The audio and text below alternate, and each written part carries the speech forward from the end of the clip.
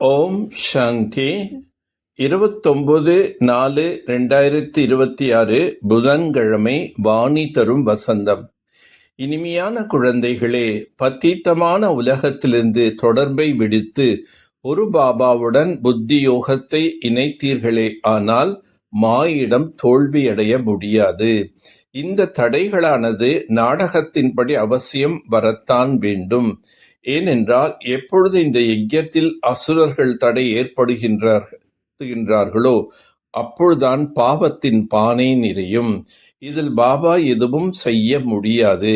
இது நாடகத்தில் நிச்சயிக்கப்பட்டது. தடைகள் ஏற்படத்தான் செய்யும். ஆனால் நீங்கள் அதனை பார்த்து பயப்பட வேண்டாம்.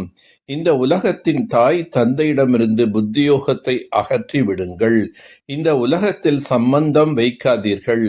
ஏனென்றால் இது கலியுகத்தின் சீச்சி உறவுகளே. இந்த பதீத்த உலகத்திலிருந்து புத்தியோகத்தை அகற்றி என் ஒருவரிடம் இணைத்து விடவும், மேலும் புது உலகத்தின் பக்கம் இணைத்து விடவும். அஹிம்சோ பரமோ தர்மம் என்பது தேவதைகளின் மகிமையாக உள்ளது. அவர்களுக்கு துக்கம் கொடுப்பதற்கான எண்ணம் எங்கிருந்து வர முடியும்? எவ்வளவு தர்மத்தின் நிந்தனைகள் ஆகிவிட்டது. இந்த சாஸ்திரங்களில் மாவில் உப்புள்ள அளவுதான் உண்மை என்பது உள்ளது. நாடகத்தில் எது பதிவாகி உள்ளது அது நடந்தே தீரும். அசுரர்களின் தடை அவசியம் ஏற்படும். அரை கல்பம் மாயின் ராஜ்யத்தில் மனிதர்கள் எவ்வளோ தமோ பிரதான புத்தி உடையவராக தாழ்ந்தவர்களாக ஆகிவிட்டார்கள். பிறகு அவர்களை சிரேஷ்டாச்சாரியாக ஆக்குவது பாபாவுடைய காரியம் ஆகும். தாழ்ந்தவர்களை மீண்டும் பாபா உயர்த்துவதற்காகவே ராஜயோகத்தை கற்பித்துக் கொண்டிருக்கின்றார்.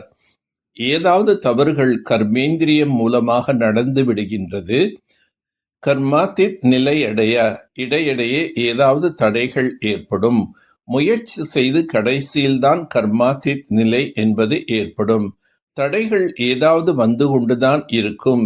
எங்காவது மாயை தோல்வியடைய வைத்து விடுகின்றது.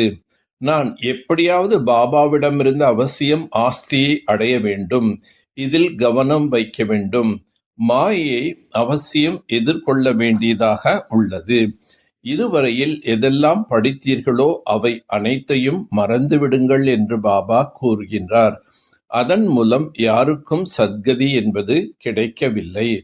நாம் ஸ்ரீமத் படி நடந்து சத்தியமான கண்டத்தை ஸ்தாபனை செய்து அதில் எஜமானன் ஆகின்றோம் என்பது நமக்கு தெரியும். நல்லதை செய்தால் நல்லதே கிடைக்கும். மாயின் வழிப்படி அனைவரும் தீயதையே செய்து வருகிறார்கள். ஏனென்றால் இது மாயாவின் உலகமாக இருக்கின்றது. ஆகவே மாயின் வழிப்படி நடந்து கொண்டிருக்கிறார்கள். மாயினுடைய யுத்தத்தில் ஒருபோதும் தோல்வி அடையக்கூடாது. இதில் கவனம் தேவை. கல்பத்திற்கு முன்பு செய்த நினைவின் மூலமாக தன்னுடைய நிலையை உறுதியாக ஆக்கவும், குஷி மற்றும் அமைதியாகவும் இருக்கவும், தனக்கு நன்மை செய்வதற்காக ஸ்ரீமத் படி நடக்க வேண்டும். இந்த பழைய உலகத்திலிருந்து தொடர்பை விட்டுவிட வேண்டும். மாயின் புயலிருந்து பாதுகாத்து கொள்வதற்காக சித்திரத்தை முன்னால் வைத்து பாபா மற்றும் ஆஸ்தியை நினைவு செய்யவும். சிந்தனை மூலம் பாபாவின் ஆஸ்தியை தனதாக ஆக்கிக் கொள்ளக்கூடிய திவ்ய புத்திவான் ஆகுக. பாபாவிடம் இருந்து என்னென்ன கஜானாக்கள் கிடைத்திருக்கின்றனவோ அவற்றை மனனம் செய்வீர்களானால் உள்ளுக்குள் நிறைந்து கொண்டே போகும். ஆஸ்திகள் அனைவருக்கும் ஒரே மாதிரிதான் கிடைத்துள்ளன. ஆனால் யார் மனனம் செய்து அதை தனதாக ஆக்குகின்றாரோ அவருக்கு அதன் நஷா மற்றும் குஷி இருக்கும் என்று சொல்லப்படுகின்றது. தன்னுடைய விசேஷ குணங்களை எந்த அளவுக்கு நினைவு செய்கிறீர்களோ அந்த அளவுக்கு போதை அதிகரிக்கும். ஞான சிந்தனை செய்யும் போதுதான் போதை அதிகரிக்கும். யார் ஞான சிந்தனையின் போதையில் இருக்கிறாரோ அவரை உலகத்தில் எந்த ஒரு பொருளோ பிரச்சனையோ கவர்ந்திழுக்க முடியாது. அவருக்கு திவ்ய புத்தியின் வரதானம் தானே கிடைத்துவிடும். மனதின் குழப்பத்தை முடித்து விடுவதற்கு நிர்ணய சக்தியை அதிகப்படுத்துங்கள். நாமே எப்போதும் வளைந்து கொடுத்து கொண்டே இருக்கிறோம் என்று அம்மாதிரி நினைக்காதீர்கள். ஆனால் எனக்கு எந்த ஒரு மரியாதையும் இல்லை. யார் வளைந்து கொடுப்பதில்லையோ அல்லது பொய் பேசுகிறார்களோ அவர்களுக்குத்தான் மதிப்பு உள்ளது என்று அந்த மாதிரி இல்லை. இது அல்ப காலத்திற்கானது. ஆனால் நீங்கள் தொலைநோக்கு புத்தி வையுங்கள். இங்கே எத்தனை பேருக்கு முன்னால் வளைந்து கொடுக்கிறீர்களோ, அதாவது பணிவின் குணத்தை தாரணை செய்கிறீர்களோ, அப்பொழுது முழு கல்பத்திலும் அனைத்து ஆத்மாக்களும் முன்னால் வந்து வணங்குவார்கள்.